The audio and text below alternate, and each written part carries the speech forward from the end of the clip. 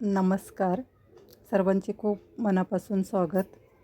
तर आजच्या भागामध्ये मी घेऊन आले आहे नेहमीप्रमाणे सुंदर आणि सोपी बॉर्डर रांगोळी. तर खूप सोपी आहे रांगोळी बघा. बॉर्डर रांगोळी आहे आणि झटपट होणारी आहे. तर डॉट काढून घेतलेले आहेत. सुरुवातीला मी लाल रंगामध्ये थोडासा काळा रंग मिक्स करून घ्यायचा आणि थोडे डार्क, आता हे सफेद रंगाने तुम्ही काढले तरी पण छान दिसेल.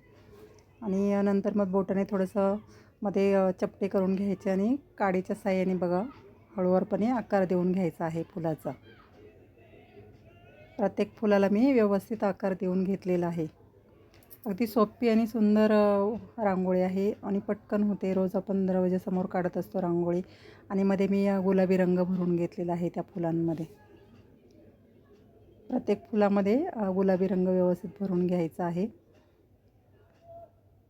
बघा प्रत्येक फुलांमध्ये मी रंग भरून घेतलेला आहे.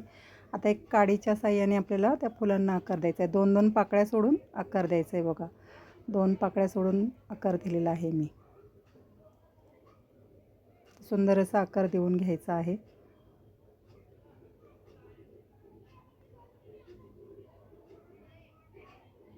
व्यवस्थित रंग भरून घ्यायचा कुठे राहिला असेल तिथे.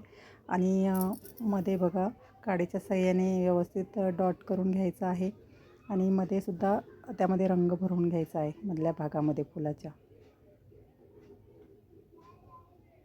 बघा सुंदर दिसतात ना ही फुलं. तर आता आपण पानंसुद्धा काढणार आहोत. तर एक वेल असते ना फुलांची, त्याप्रमाणे मी ही रांगोळी काढलेली आहे. अतिशय सोपी रांगोळी आहे. प्रत्येक फुलाचा बघा एक व्यवस्थित भाग घ्यायचा आणि तिथून ती देठ काढायचा आहे. म्हणजे जो मधला वेल असते ना ती काढायची आहे. आता हिरव्या रंगामध्ये डार्क थोडासा काळा रंग मिक्स करून डार्क करून घेतला आणि त्याने मी ती मधले जे वेल आहे ती काढून घेतली. आता पोपटी रंगाने आपण त्याला पानं काढणार आहोत. तर डॉट देऊन घेतलेले आहेत आणि नंतर त्यावरती थोडा पिवळा रंग टाकून घ्यायचा आहे बघा. आणि बाटलीच्या झाकणाने थोडासा चपटा आकार करून घ्यायचा. नंतर काडीने पानाचा आकार देऊन घेतला. बघा किती सुंदर दिसते. आता आपण कळ्यासुद्धा काढणार आहोत ह्या वेलीला. पानं फुलं आणि कळ्या. तर प्रत्येक पानाच्या मधून बघा मी जसं अपोजिट साईडला प्रत्येक फुलाच्या एक एक कळी काढलेली आहे. बघा किती छान दिसते. आणि फायनल लुक पण बघा तुम्हाला मी दाखवणार आहे. बघा खूप सुंदर दिसते ही रांगोळी. तुम्हाला माझे व्हिडिओ आवडत असल्यास नक्की लाईक करा, शेअर करा. आणि अशाच नवनवीन रांगोळ्या बघण्यासाठी भेटूया पुढील भागात. धन्यवाद.